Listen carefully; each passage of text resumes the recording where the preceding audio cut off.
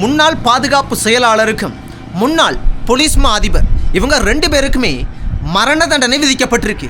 இந்த விஷயத்தை யாருமே எதிர்பார்க்க இல்லை. இந்த செய்தி தான் இன்றைக்கு இலங்கை நாட்டில் ஹெட்லைன் முதன்மையான செய்தி. சர்ச்சில் நிறைய நட்சத்திர விடுதிகள் எல்லாம் பாம்பு வெடிச்சது. மோசமான ஒரு சம்பவம். நிறைய மக்கள் எல்லாம் உயிரிழந்தாங்க.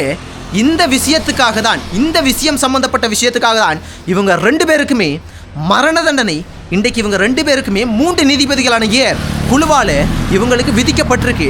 இந்த விஷயத்தை நான் கொஞ்சம் விளக்கமாக தெளிவாக உங்களுக்கு சொல்கிறேன்னு சொன்னாங்களே, அதை விட முக்கியமான ஒரு விஷயத்தை தான் நான் உங்களுக்கு இன்றைக்கு சொல்ல போகிறேன்.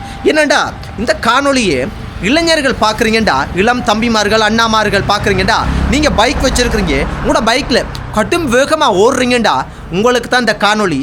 ஏனண்டா, நேற்றைய முன்தினம் ஒரு விபத்து ஒன்று நடக்குது. அதாவது 2 இளைஞர்கள், 18 வயசு இருக்கக்கூடிய ஒரு இளைஞர், இன்னொரு இளைஞர் 19, 2 பேருமே அடுத்தடுத்து பைக்கில் கடும் வேகமாக போய் விபத்து ஒன்று நடந்துட்டு 2 பேருமே சம்பவ இடத்துலேயே உயிரிழந்துட்டாங்க. எப்படி தெரியுமா அது இருந்துச்சு? பார்க்கும்போது பார்க்கவே முடியல.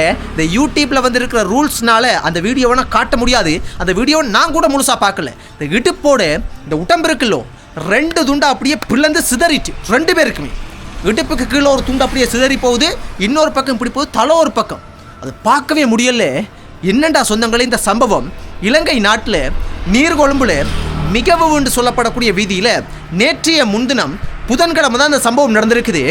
அந்த வீதி வந்து பிரதான பெரிய வீதியில் ஒரு குறிப்பிட்ட ஒரு ஒடுங்கினண்டா ஆகலம் ஒடுங்கினல்ல, ஒரு குறிப்பிட்ட ஒரு அளவான வீதி. அந்த வீதியில் கண்டெய்னர் தெரியும் தானே, பெரிய பெரிய கண்டெய்னர்லாம் ஏற்றி கொண்டு போகக்கூடிய அந்த வாகனம்.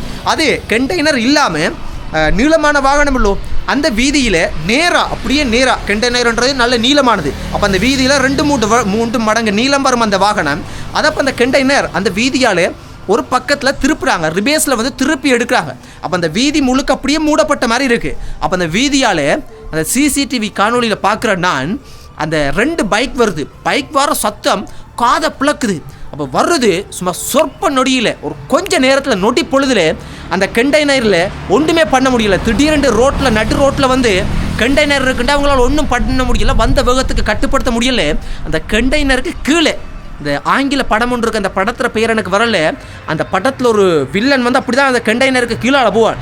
அதை மாதிரிக்கு கண்டெய்னருக்கு கீழால் பைக் போகுது. 2 பைக்கும் கீழே விழல, பைக் 2 பைக்கும் கண்டெய்னருக்கு கீழால் போகுது. ஆனால் 2 பேருமே, அந்த 2 இளைஞர்களுமே வரலை. பைக் 2 போகுது. அந்த பைக்கில் இருந்த 2 பேருமே கண்டெய்னரில் வந்த வேகத்துக்கு அட்டிப்பட்டு இந்த உடம்பு 2 பிளந்து அப்படியே தெரிக்குது. அதை பார்க்க முடியல. சம்பவம் நடந்து முடிஞ்சிச்சு. சம்பவ இடத்துலேயே 2 பேருமே உயிரிழந்துட்டான். அங்கே இருந்த மக்கள் எல்லாம் உடனே வந்து ஒன்று திரண்டு அப்படியே கூட்டமாயிட்டான். அப்போ இந்த மக்கள் எல்லாம் வந்ததுக்கு பிற்பாடு சம்பவ இடத்துக்கு அந்த வைத்தியர் சம்மந்தப்பட்ட குழுக்கள் எல்லாம் வந்திருக்குன்னு நினைக்கிறேன். அந்த உடலை வந்து அப்படியே எடுக்கிறாங்க, எடுத்ததில் ஏற்றுறாங்க.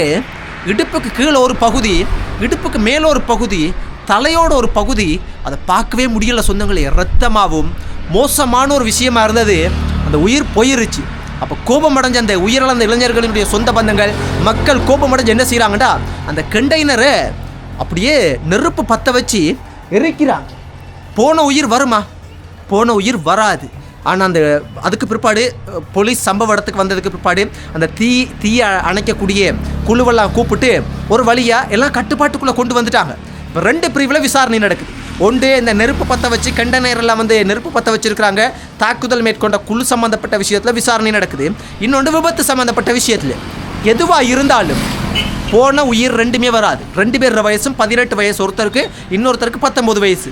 அதனால் நான் என்ன சொல்கிறேன்னுடா, எதிரில் வரவங்க நல்லவங்களா கெட்டவங்களா, அவங்க ரூல்ஸை ஃபாலோ பண்ணுறாங்களோ ஃபாலோ பண்ணலையோ அதெல்லாம் ஒரு பக்கம் இருக்கட்டும், மோசமானவங்களாகவே இருக்கட்டும். நாங்கள் ஒரு குறிப்பிட்ட வேகத்துக்குள்ளே வந்து அதை எங்களால் கட்டுப்படுத்த முடியும். அப்போ தான் எங்களோட உயிராவது மிஞ்சும். நாங்கள் கடும் வேகமாக வந்தா ரேஸ் ஓடணும் மட்டும் அதுக்குன்னெலாம் வந்து என்னென்னமோ இடமெல்லாம் இருக்குது தானே ஐயா. அதுக்கு நீங்கள் ரேஸ் ஓடி பழகி சும்மா வீதியிலே இப்படி போகிறீங்க. சில நேரத்துக்கு ஒரு குடும்பம் உண்டு, வீதியை வந்து கடக்குறாங்க, நீங்களும் இறந்து போய் அவங்களும் இறந்து போயிடுவாங்க. நேற்றைய முன்தினம் அதே மாதிரி தான் யாழ்ப்பாணத்தை சேர்ந்த 2 இளைஞர்கள் தம்புள்ளையில் மரக்கறியெல்லாம் வாங்கிட்டு வாகனத்தில் போகும்போது அவங்களும் அதிவேகமாக போனதாக தான் போலீஸ் சொல்கிறாங்க. வவுனியால் கனகராயன் குளத்து இடத்தை கடக்கும்போது ஒரு மரத்தோடு கொண்டு போய் விட்டு 2 பேருமே இறந்துட்டான். இன்னும் சில நாட்களுக்கு முதல் திருகோணமலையில் பத்திரனா சூப்பர் மார்க்கெட்ன்ற ஒரு பெரிய சூப்பர் மார்க்கெட் ஒன்று இருக்குது. நான் அடிக்கடி போகிறேன். அந்த சூப்பர் மார்க்கெட் உரிமையாளரினுடைய மகன் ஒரு பெரிய ஆடம்பர பைக் ஒன்றில் வந்து அதிவேகமாக போய் எக்கச்சக்கமான வேகத்தில் போய் அவரும் சம்பவ இடத்துலேயே உயிரிழந்துட்டு. எந்த நாளும் வீதி விபத்துக்கள். அதனால் இளம் தம்பிமார்களே, அண்ணாமார்களே, பெற்றோர்களே, உங்களோட வீட்டில் இருக்கிற இளம் ஆண் பிள்ளைகளுக்கு பைக் இருக்குதுண்டா அதெல்லாம் ஒரு கலஸ் இல்லை, அதெல்லாம் வந்து சாதனை இல்லை, அதெல்லாம் வந்து ஒரு பெரிய சாதனையை எடுக்க இல்லாதம்மா. இன்றைக்கு நான் பார்க்குறேன் நிறைய இளம் தம்பிமார்கள் அண்ணாமார்கள் கட்டும் வேகமாக போகிறீங்க, அப்படியே முறுக்கி கொண்டு என்னையா அதில் கிடைக்குது. இறந்து போனீங்கண்டா உங்களை நம்பி இருக்கிற மனைவி, பிள்ளைகள், உங்களோட குடும்பம், அம்மா அப்பா, உங்களை யாரோ ஒருத்தவங்க நம்பி இருக்கிறாங்கண்டா யோசிச்சு பாருங்க அவங்களோட நிலைமை. அதனால் பொறுப்பாக நடந்து கொள்ளுங்க. அதை தான் என்னால் சொல்ல முடியும். இதுக்கு மேலே என்னால் சொல்ல முடியாது சொந்தங்களே. வீதி விபத்துக்களில் நீங்கள் தப்பிக்க முடியும். மெதுவாக, ஆறுதலாக, அளவாக போனால் தப்பிக்க முடியும். இல்லை நான் இப்படித்தான் போவேன், சினிமாவில் படங்களில் பார்க்குறத பார்த்து நம்பாதீங்க. அது சினிமா. அது பாதுகாப்போட ஸ்லோவாக போகிற மாதிரிக்கு படத்தை எடுத்து போட்டு படத்தில் வந்து ஸ்பீடாக போகிற மாதிரிக்கு எடிட்டிங்லையெல்லாம் மாற்றி அதெல்லாம் அந்த விஎஃப்எக்ஸ் இந்த விஎஃப்எக்ஸ் எல்லாம் போட்டு மாற்றி செய்வாங்க. அவங்க நல்ல சேஃபாக, பாதுகாப்பாக, நல்ல அழகான வாழ்க்கை வாழ்கிறாங்க. நீங்கள் அதெல்லாம் பார்த்து போட்டு அஜித் மாதிரிக்கு, விஜய் மாதிரிக்கு இப்படியெல்லாம் செய்யணும்னு செஞ்சீங்கடா கடைசியில் உங்களோட வாழ்க்கை அதோகதி. அதனால் கவனம். அதை தான் சொல்ல முடியும். அந்த காணொலியெல்லாம் பார்க்கல.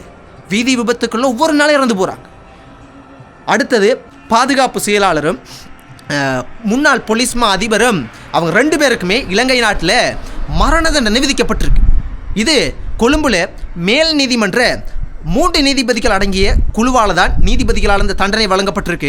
அந்த நீதிபதிகளுக்கு நிறைய பாராட்டுக்கள், வாழ்த்துக்கள் எல்லாம் பார்க்கக்கூடிய வகையில் இருக்க சமூக வலைத்தளத்தில் தைரியமாகவும், உண்மையாகவும், நேர்மையாகவும், பயம் இல்லாமல் இந்த தீர்ப்பை வழங்கி இருக்கிறாங்கன்னு சொல்லப்படுது.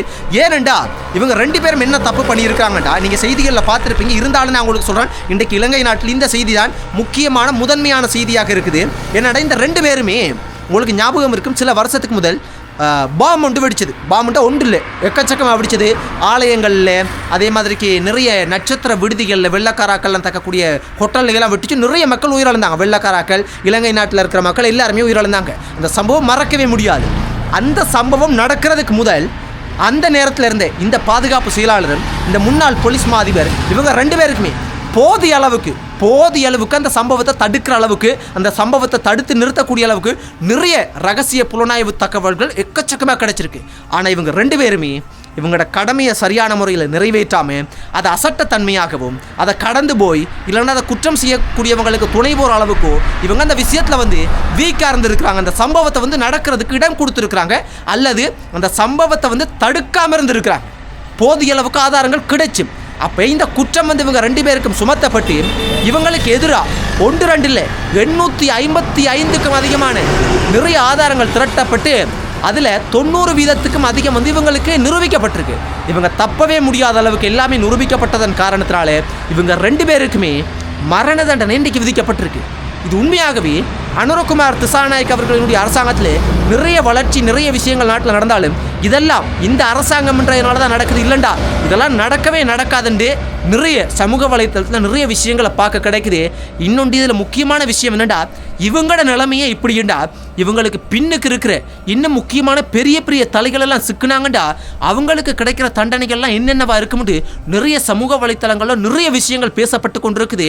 அதே போல் இலங்கை நாடு இவ்வளவு காலமும் இல்லாத அளவுக்கு மிகவும் வேகமாக வளர்ச்சி அடைந்து வரக்கூடிய நாடுகளின் பட்டியலில் இலங்கை நாடும் இருக்கின்ற நிறைய விஷயங்களை பார்க்க கிடைக்குது. இலங்கை நாட்டில் இருக்கிற எல்லா வளங்களையுமே சரியான முறையில் பயன்படுத்தினா இலங்கையும் ஒரு மிகப்பெரிய ஒரு பணக்கார நாடா, ஒரு சந்தோஷம், மகிழ்ச்சியான ஒரு சொர்க்கம் போல நாடாக மாறும்ன்ற நிறைய விஷயங்களை சமூக வலைத்தளத்தை பார்க்க கிடைக்குது. இதெல்லாம் உண்மையாக மாறினா அனுரவினுடைய அரசாங்கத்தை இந்த மக்கள் ஒருபோதும் மறக்க மாட்டாங்க.